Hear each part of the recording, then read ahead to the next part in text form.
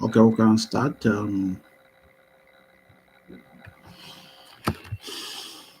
If you can hear me, say yes.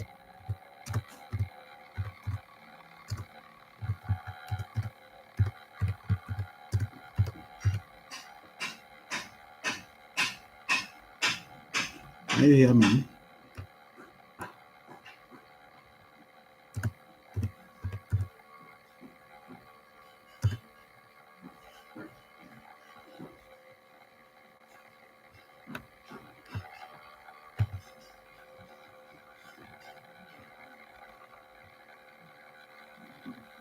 Please let me know in the comment section if you can hear me.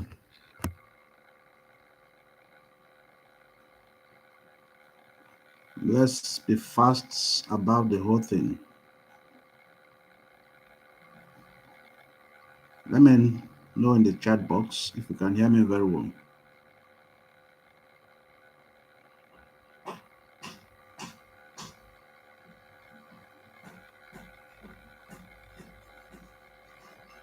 I'm still waiting for your response. If you can hear me so that we can start. Okay. So we are going to be brief about the whole thing. The cause, energy and environment. Who is saying this? Okay, let's continue. We are going to look at the major sources of energy. The major sources of energy, which is the coal. And we know that coal is not renewable. It's a fossil fuel formed from decomposed plant matter. Coal is a fossil fuel formed from decomposed plant matter. It is abundant, but it emits high level of carbon dioxide and pollutes when burned. So we also talk about another form of energy, which is solar energy. And this solar is a renewable energy. It's harnessed from the sun using photovoltaic panels. It's clean and sustainable. And also have the hydro. Hydro is also renewable, and this is generated from moving water in dams or rivers. It is reliable but can disrupt ecosystem and communities if poorly maintained or managed. These are the renewable energies or sources of energy we have. We have non-renewable, which is fossil fuel. We have renewables, solar, and we also have hydro. So you should be conversant with this. Then we also talk about the impact of energy used on climate change. Impacts of energy used on climate change. We looked at greenhouse gas emission as burning fossil fuels, releasing carbon dioxide and methane, which traps heat in the atmosphere and contribute to global warming. Very, very important. Then we also talk about the extreme weather patterns. Increased energy use accelerate climate change, leading to droughts, flooding, and more frequent storms. These are the impact of energy on the climate change. I repeat, the greenhouse gas emission, which is the burning fossil fuel that releases carbon dioxide and methane, which traps heat into the atmosphere and contributes to global warming. Another one is extreme weather pattern. Increased energy use accelerate climate change, leading to droughts, flooding, and more frequent storms. So, as part of this discussion, we also talked about the radioactivity, which we mentioned the decay law. So, I will know the decay law. It has some of the assumptions which should be noted. And with the decay law, we can form a differential equation. With the decay law, we can form the differential equation, starting from the assumptions that the rate of disintegration is proportional to the number of unchanged or undecayed nuclei. We'll set up a differential equation that the n over the t is directly proportional to minus n. And by the time you do that, you have the n dt equal to minus lambda. That lambda is the decay constant n. The n dt equal to minus lambda n, where n is the number of nuclei present at the time t, and lambda the decay constant. And we can also solve that differential equation. We can also solve that differential equation, the n over the t equal to minus lambda the n. So we can solve that differential equation, which you can integrate. We integrate the n over the t. We have need to rearrange the n all over n equal to minus lambda the t. And we know that we don't or we do not integrate a constant. So the minus lambda will be outside the integral sign. So by the time you integrate the n all over n, you have ln n equal to minus lambda t plus a c. That c is the constant of integration. So you're taking the exponentials of both sides, we have n to be equal to E raised to power minus lambda T plus C. And by the time we rearrange this, we'll have N is equal to N naught E minus lambda T, which is the radioactive decay law.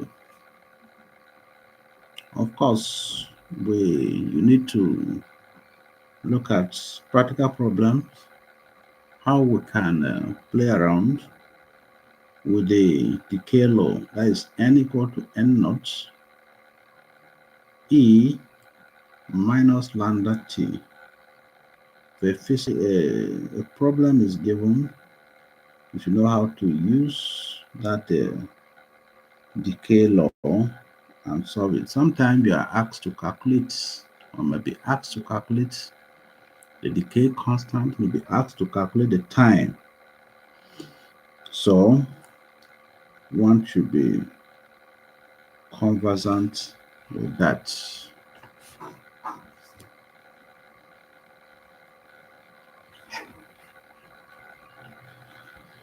So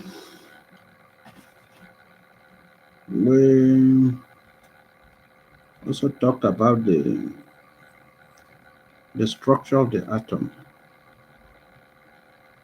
That the atom has 3 particles, or some atomic particles. Talk about the proton, that is positively charged and is located at the nucleus. Talk about the neutron, it has no charge and is located at the nucleus. We also talk about the electron, that is negatively charged and has a negligible mass and it's located at the orbit. And we know that the nucleus, the major constituents of the nucleus is the proton and the neutron. This is what forms the nucleus. And the nucleus contains most of the atom's mass, while the electron determines the chemical behavior. So, and we should also talk about the radioactivity, and we define radioactivity as the spontaneous disintegration of unstable atomic nuclei, and this is accompanied by the emission of the particle, the alpha particle, the beta or the gamma radiations. Take that again. Radioactivity is the spontaneous disintegration of unstable atomic nuclei, which is accompanied by the emission of particles. And what are these particles? We talk about the alpha particles, the beta particles, and the gamma radiation. So what are the applications of radioactivity? Medical radioisotopes such as cobalt-60 are used in cancer therapy. It means these are used in medicine for treatment of cancer. They can also be of good use in the industry. Tracer isotopes helps in detecting pipeline leakage and studying chemical processes. So it can be used in medicine, can be used in industry. So we also have an expression for half-life. Half-life.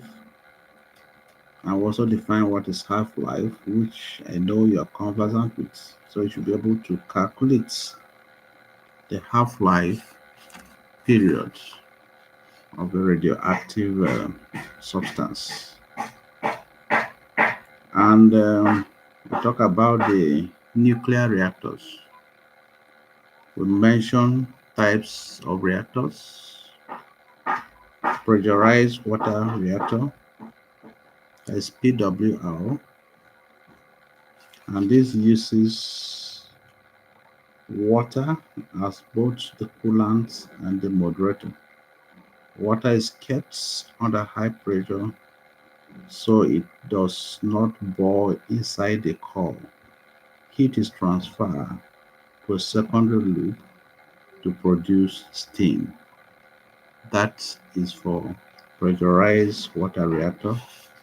And we also talked about boiled water reactor as BWR, uses water as coolant and moderator. But here, the water boils inside the core to directly produce steam that drives the turbine. And then we also have the fast breeder reactor.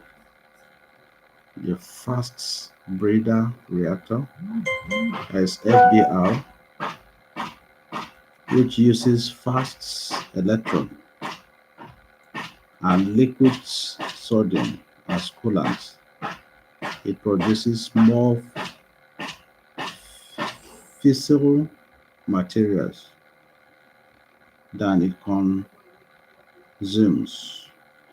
So the summary here is that we have three types of reactors: the pressurized water, which is PWR, the boiled water, which is BWR, and the fast breeder reactor, FBR, which we are conversant with.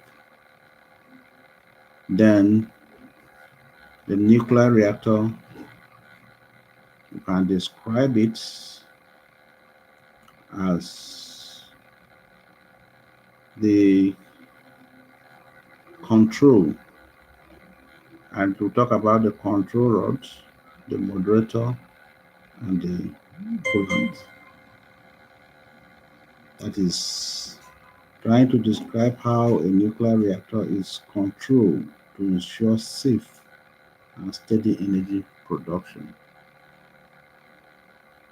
How a nuclear reactor is controlled to ensure safe and steady energy production.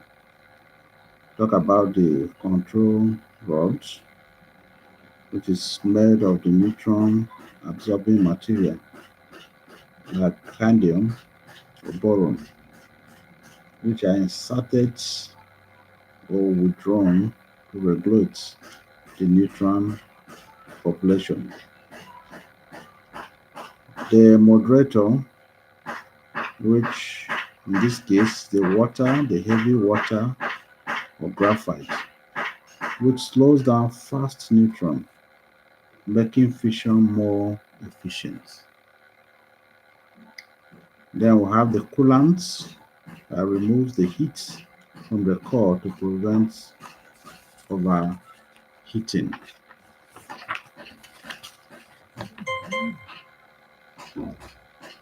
And we have also automatic shutdown system, which rapidly inserts all control rods in emergencies to hot chain reaction.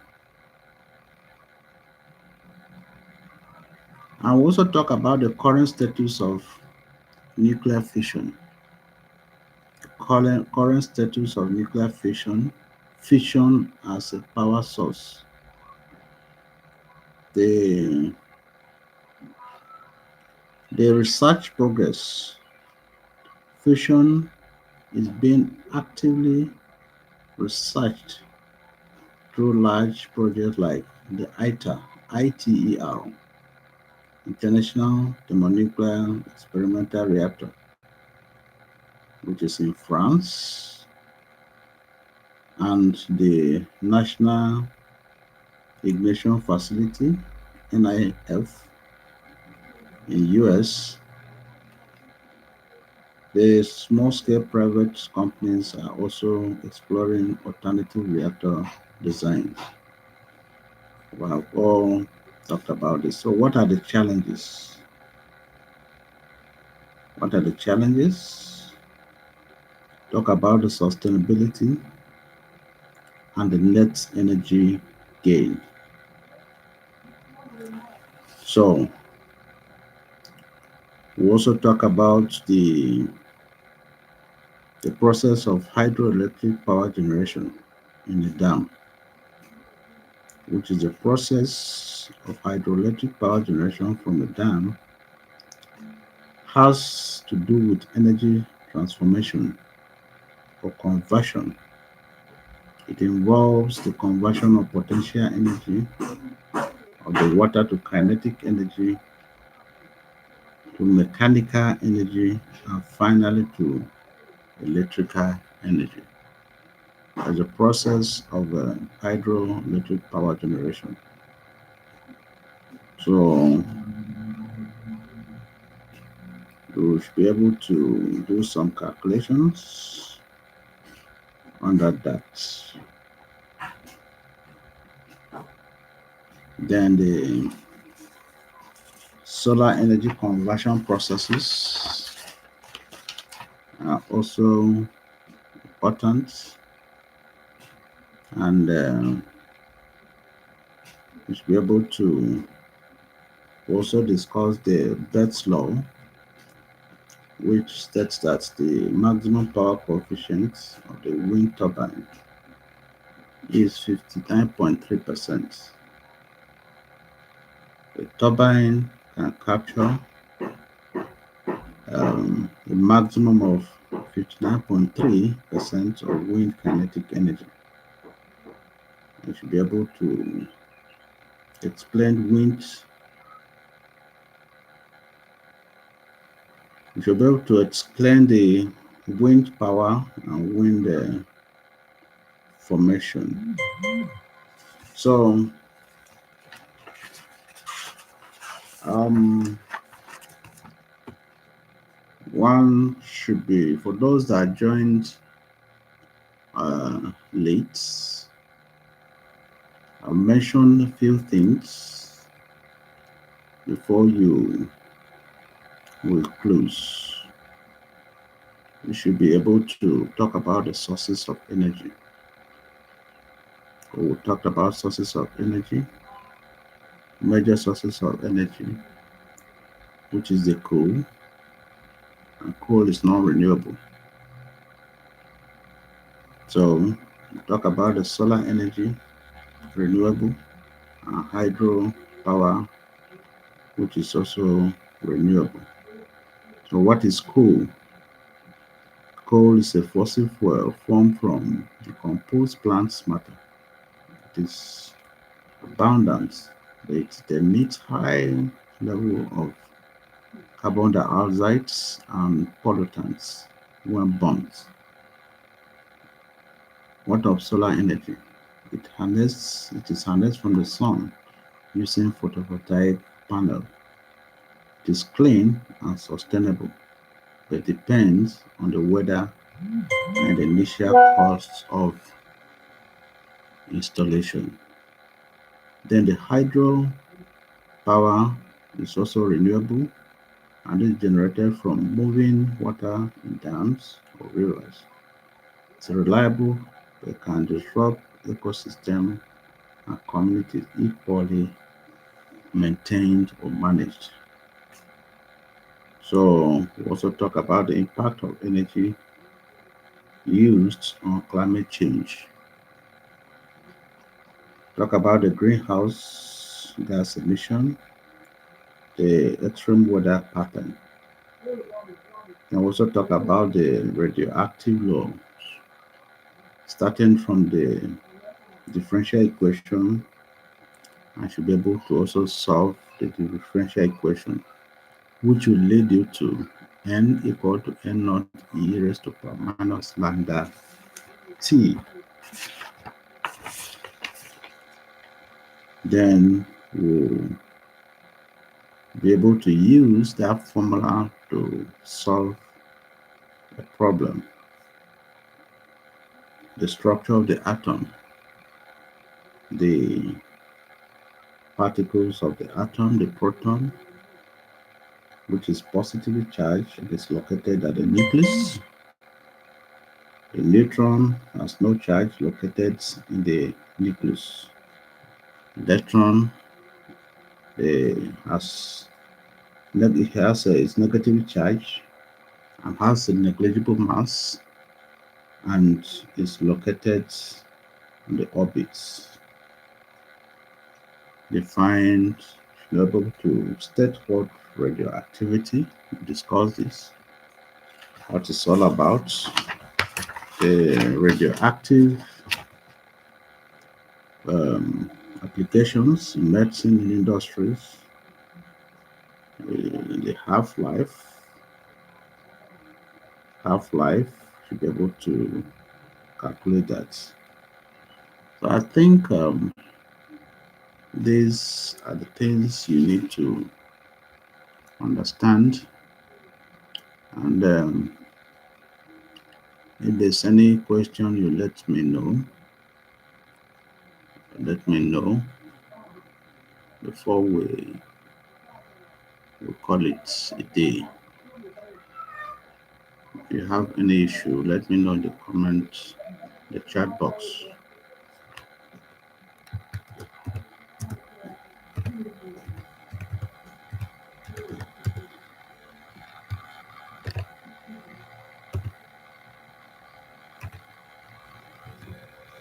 Any question?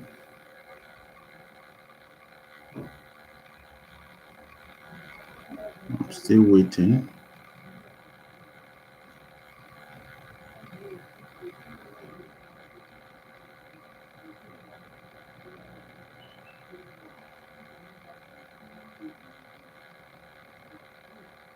If there's any question, let me know.